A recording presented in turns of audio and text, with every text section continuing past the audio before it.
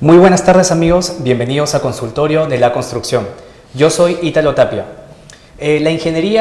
La consultoría en ingeniería tiene diferentes aspectos, entre los cuales se destacan la supervisión de obra, la concepción de proyectos en su etapa de preinversión, el planeamiento de proyectos en su etapa de operación y mantenimiento, así como lo que es la elaboración de estudios definitivos.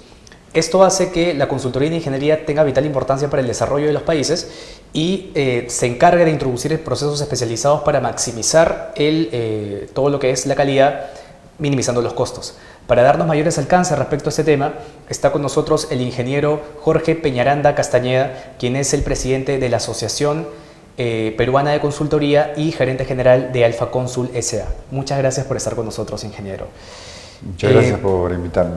A ver, empecemos hablando un poco acerca de la Asociación Peruana de Consultoría. ¿Qué es exactamente la Asociación Peruana de Consultoría y cuáles son sus funciones? La Asociación Peruana de Consultoría es una institución gremial que agrupa a las principales empresas consultoras nacionales y también empresas extranjeras que están ejerciendo la consultoría en el país.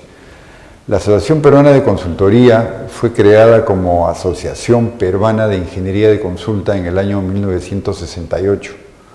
Posteriormente, por ley número 23554, fue creada, fue reconocida como Asociación Peruana de Consultoría, o sea, abarcaba ya más, no solo ingeniería de consulta, sino consultoría en general, y fue reconocida como la entidad representativa, tanto en el país como en el extranjero, de la consultoría nacional.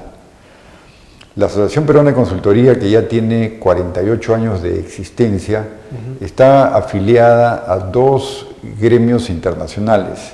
Uno de ellos es la Federación Panamericana de Consultoría, que data del año 1971 y que agrupa a todos los países de América, incluyendo España y Portugal, y es miembro también de la Federación Internacional de Ingenieros Consultores, con sede en Suiza, entidad centenaria que agrupa a la mayoría de los países. Más de 100 países son miembros de esta institución, que se encarga de estudiar y ver la problemática de la ingeniería de consulta a nivel mundial. Esta es la Asociación Peruana de Consultoría. Nosotros, bueno, el que habla ha sido recientemente, hace un mes, electo como presidente de la nueva Junta Directiva. Exactamente, estamos en funciones desde el 1 de marzo, por un periodo de 2 años. Y deseamos pues en este periodo trabajar intensamente por la actividad de la ingeniería de consulta en particular y de la consultoría en general en el país. Perfecto, ingeniero. Antes de pasar directamente al tema de la ingeniería de consulta, háblenos acerca un poco de la situación de la industria de la construcción en el Perú, por favor. La industria de la construcción en el país, como todos sabemos, está atravesando unos años de crecimiento. Como resultado o como consecuencia, en realidad, del decrecimiento que ha habido al nivel de país del Producto Bruto Interno, ¿no? Como sabemos, en los últimos años la actividad económica ha venido decreciendo y ha pasado de promedios que teníamos de más del 8% entre los años 2006 al 2010, ha ido decreciendo para llegar ahora a tasas de crecimiento del orden de 2.4 a 3% del PBI. Nuestro país, que tiene todavía un porcentaje muy elevado de población en niveles de pobreza, requiere crecer a tasas por encima del 5%. El ideal sería que creciésemos a una tasa de por encima del 6-7% para que en 5 o 6 años se elimine la pobreza del país. Esto en particular para el sector construcción, este decrecimiento del país, de su Producto Bruto Interno, ha afectado por supuesto al sector construcción. Han habido proyectos emblemáticos que se han retrasado o que no se han iniciado y ha habido un retardo en una serie de inversiones, tanto públicas como privadas, que traen como consecuencia una disminución del ritmo de la industria de la construcción. En base a eso, ¿cuáles son las acciones específicas que está haciendo la Asociación Peruana de Consultoría para mejorar la actividad de la ingeniería de consulta actualmente en el país? Nuestra directiva, que tiene ya un mes trabajando, ha elaborado un plan de trabajo muy ambicioso para estos 2 años que tenemos por delante. Un plan de trabajo ambicioso que va desde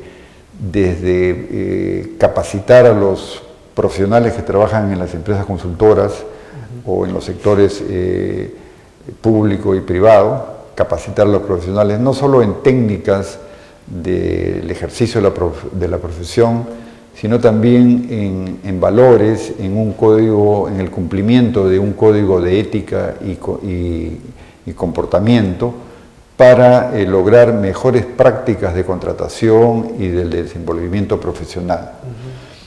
Además de ello, estamos trabajando con diferentes comisiones que hemos organizado en la Asociación Peruana de Consultoría. Hemos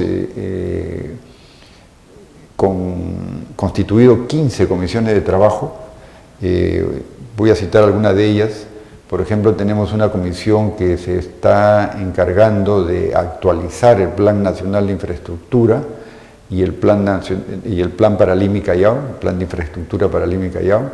Estamos trabajando con una comisión para la exportación de servicios de consultoría con la intención de ampliar el mercado de consultoría para las empresas nacionales. Y estamos trabajando también en colaborar en destrabar las inversiones tanto públicas como privadas. Usted mencionó una comisión que se encarga de infraestructura, ¿verdad? Entonces, en base a ello quisiera saber, primero, cuál es la situación actual de la infraestructura en el país y cómo se va a encargar exactamente la Asociación Peruana de Consultoría para mejorar esta situación. La situación de la infraestructura en el país ha venido siendo estudiada desde hace muchos años. Nosotros como gremio, la Asociación Peruana de Consultoría, por el año 2001, 2002, en colaboración con el Colegio de Ingenieros y CAPECO, comenzamos a trabajar sobre un Plan Nacional de Infraestructura por primera vez en el país. ¿Y por qué? Porque ¿eso cuándo fue, disculpe? Eso fue en los inicios del gobierno del presidente Toledo. ¿Y por qué? Porque veíamos que el gobierno de esos años no tenía claridad respecto de lo que debía hacerse en infraestructura. Entonces los gremios, repito, el Colegio de Ingenieros del Perú, CAPECO, la Cámara Peruana de la Construcción y la Asociación Peruana de Consultoría, concordamos en trabajar juntos un Plan Nacional de Infraestructura. Un Plan Nacional de Infraestructura que fue elaborado tomando otras experiencias. Vimos lo que se hizo en España después del Pacto de la Moncloa. España tenía una infraestructura muy pobre, trabajó un plan de infraestructura. Vimos lo que hacía Brasil también con el desarrollo de su infraestructura. Vimos la experiencia de Estados Unidos después de la Segunda Guerra Mundial, cuando construyó las supercarreteras que ahora tienen, tanto de este a oeste como de norte a sur. O sea, vimos varias experiencias, nos nutrimos de esas experiencias, de las metodologías que siguieron para desarrollar sus planes y elaboramos un primer Plan Nacional de Infraestructura del año 2002. Este Plan Nacional de Infraestructura fue reconocido dentro del Acuerdo Nacional y fue reconocido como una política de Estado, porque lo que un Plan Nacional de Infraestructura busca, o sea, trasciende a un gobierno. El Plan Nacional de Infraestructura que elaboramos en aquel entonces, año 2002, era un plan para ser ejecutado en un periodo de 25 a 30 años, o sea, sobrepasa el periodo de un gobierno. Y la idea es que los planes nacionales de infraestructura sean tomados como política de Estado para que los gobiernos de turno lo ejecuten como un norte, como un marco para lo que se debe hacer en el tema de infraestructura. Este plan fue incorporado al Acuerdo Nacional. Lamentablemente el Acuerdo Nacional no se ha venido siguiendo, como debería haber sido los gobiernos siguientes, y el Plan Nacional de Infraestructura un poco que se desactualizó. Últimamente la Universidad del Pacífico fue contratada por AFIN para actualizar un Plan Nacional de Infraestructura y ha elaborado la Universidad del Pacífico un Plan Nacional de Infraestructura para el periodo 2016-2025. Este plan, que ha sido elaborado por la Universidad del Pacífico, ha determinado que el Perú tiene una brecha de infraestructura del orden de 160.000 millones de dólares, ¿no? Que debería ser resuelto en un periodo de 10 años. ¿Cómo se determina esta brecha? Básicamente es comparando lo que el Perú debería tener, de tener a nivel de infraestructura con los países vecinos, ¿no?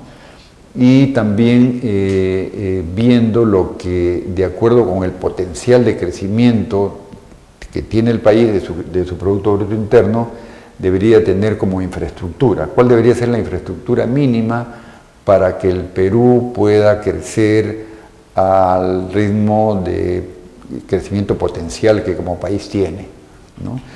Entonces, con esa metodología se ha determinado esta brecha que obliga a que el país, para mejorar su productividad, tenga que hacer inversiones en infraestructura del orden de 16.000 millones de dólares por año.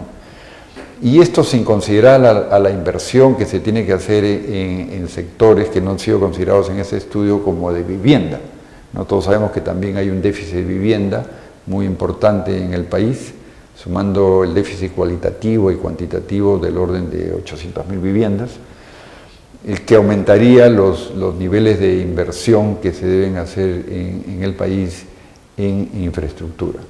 ¿El nuevo plan 2016-2021 es un complemento del 2002, del plan que se hizo en el 2002, o es como agrega nuevas cosas o exactamente se complementa? Bueno, en verdad no es un complemento porque estos planes han sido hechos por entidades diferentes.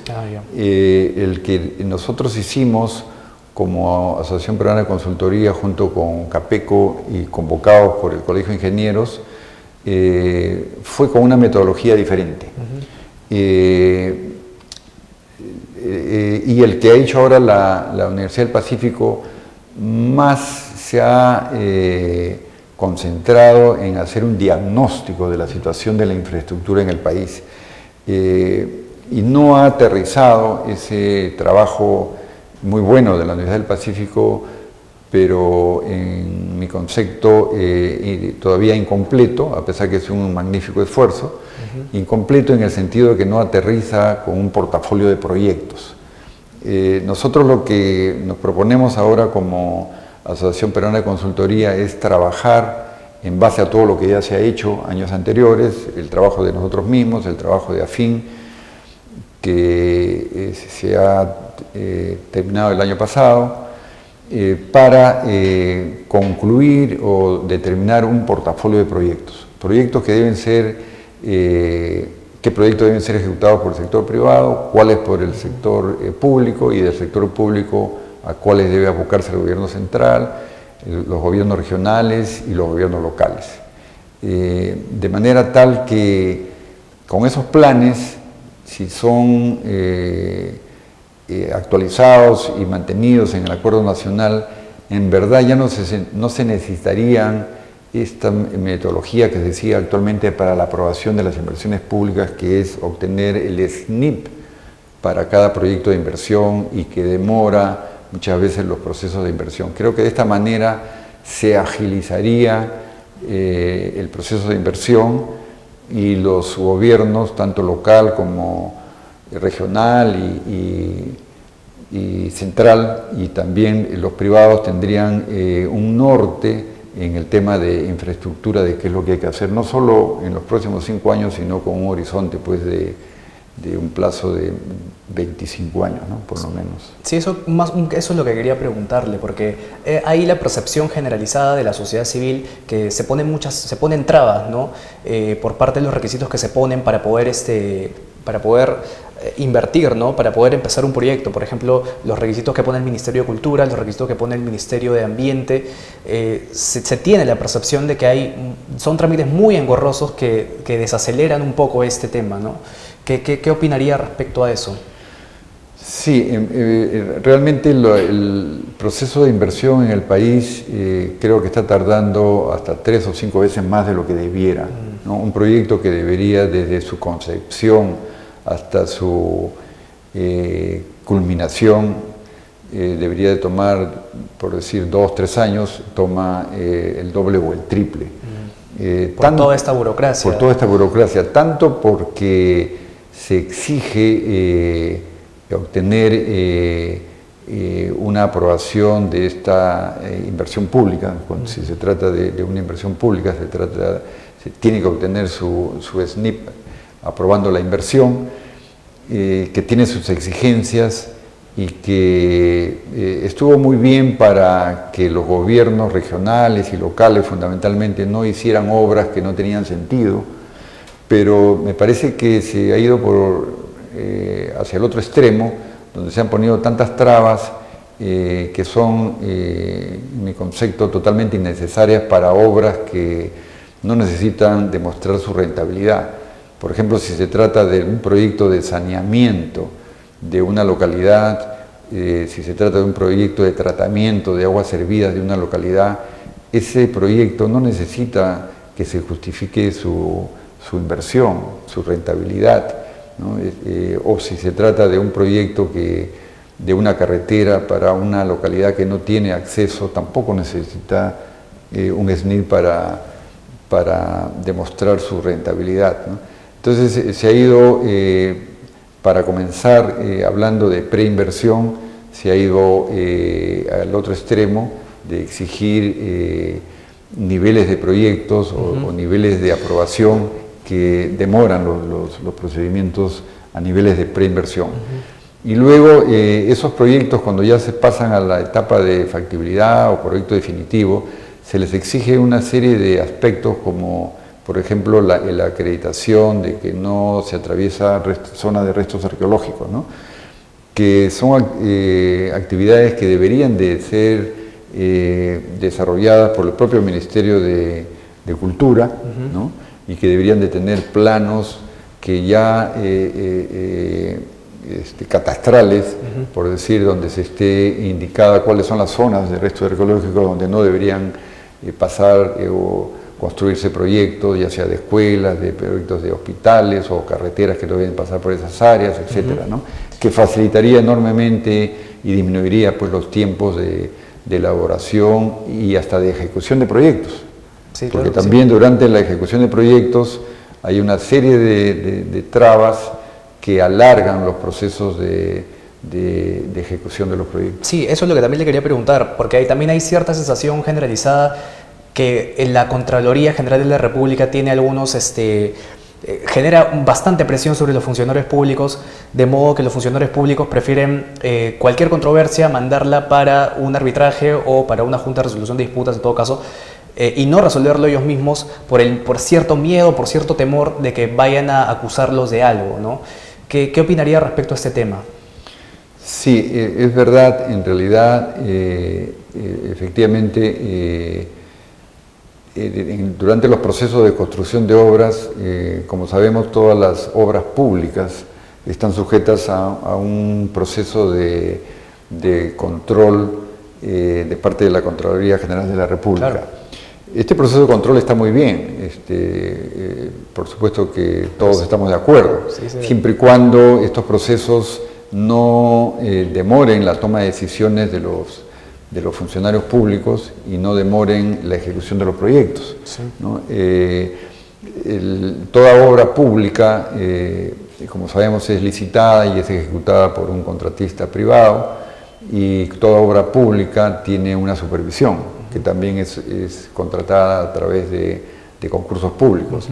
Entonces, una obra pública tiene un contratista encargado de su ejecución, tiene un supervisor encargado de su supervisión, y tiene un ente, ya sea dentro de un ministerio o de una entidad de una región o de una entidad pública como SEDAPAL u otras, que tienen sus organismos encargados de la administración del desarrollo de esos contratos. Estos funcionarios, que están supervisados a su vez por la Contraloría General de la República, muchas veces o no toman decisiones o demoran la toma de decisiones por los procesos innumerables que se les ha abierto a estos funcionarios por la Contraloría General de la República, o por indicaciones o hallazgos de la Contraloría General de la República, que hace que estos funcionarios o no tomen decisiones o dejen que esas decisiones sean tomadas finalmente por un tribunal arbitral, o sea,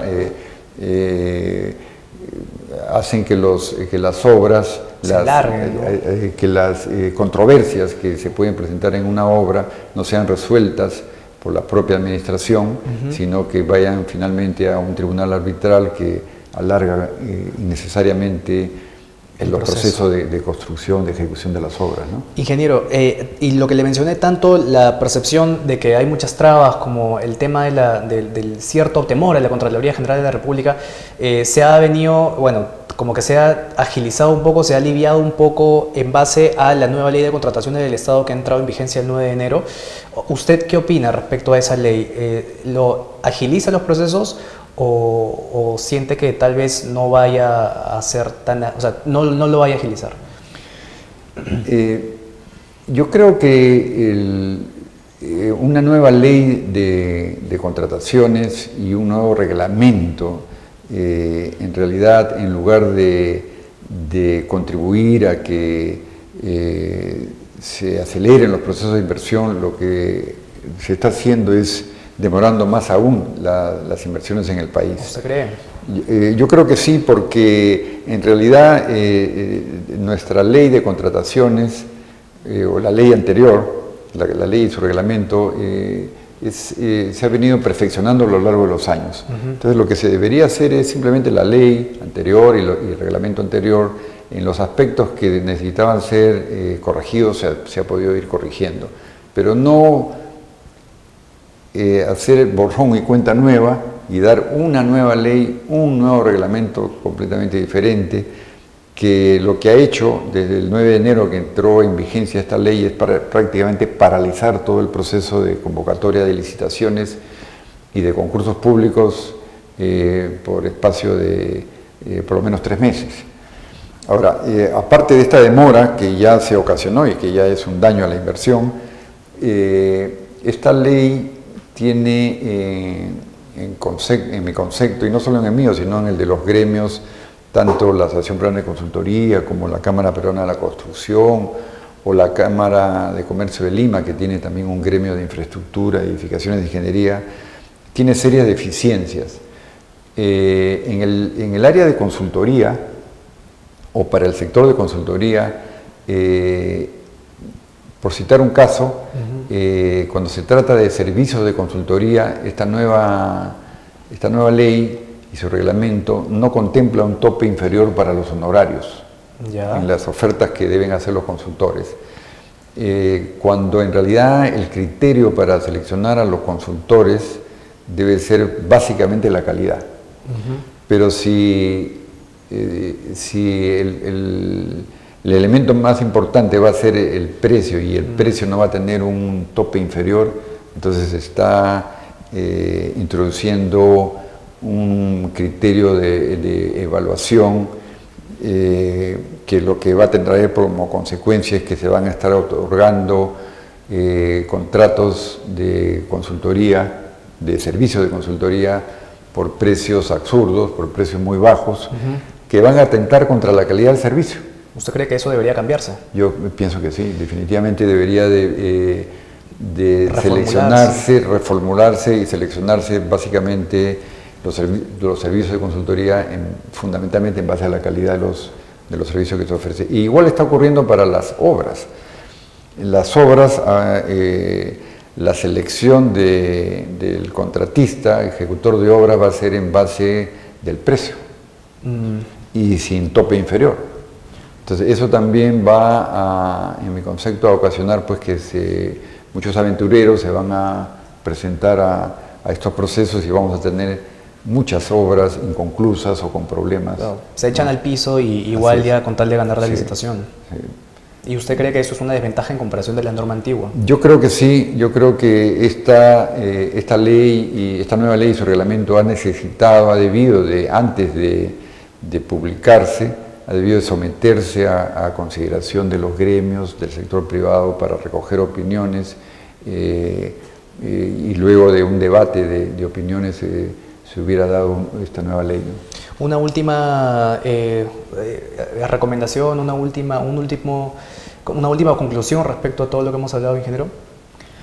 Bueno, en realidad el sector de ingeniería, de infraestructura en general o de construcción, yo creo que requiere el trabajo conjunto del sector público con el sector privado. Yo creo que es obligación del sector privado, representado por el Colegio de Ingenieros, representado por los gremios como la Asociación Peruana de Consultoría, la Cámara Peruana de la Construcción, AFIN, que agrupa a las empresas concesionarias, el Colegio de Arquitectos, etcétera. Todos los que lo que tenemos que ver con el tema de la construcción y con la infraestructura, debemos de trabajar más conjuntamente, más en equipo, para aportar soluciones al sector público, para corregir en el tema de la ley y reglamento lo que sea conveniente,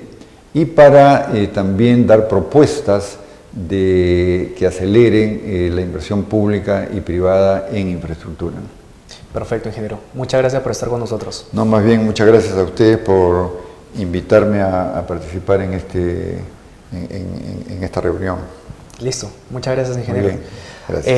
Eso ha sido todo por esta edición de Consultorio de la Construcción y nos estamos viendo en el próximo programa. Muchas gracias por vernos y hasta luego.